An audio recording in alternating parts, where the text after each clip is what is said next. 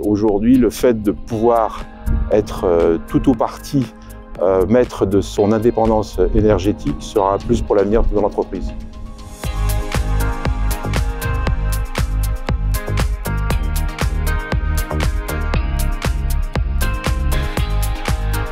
Bien, bonjour, je suis Éric Tréger, je suis propriétaire d'une société de distribution de produits agroalimentaires et je suis un gros consommateur d'électricité puisque je stocke des produits à moins 20 degrés et à plus 4 degrés. Donc l'installation qui a été mise en place est donc à peu près 1800 mètres carrés et en termes de capacité de production, nous sommes sur une installation de plus de 350 kW crête, ce qui correspond en gros à plus de 300 kW de production instantanée.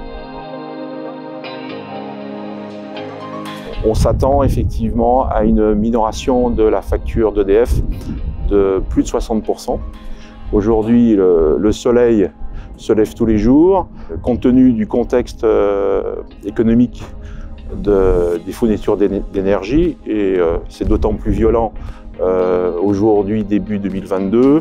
Et aujourd'hui, le fait de pouvoir être tout ou partie maître de son indépendance énergétique sera un plus pour l'avenir de l'entreprise.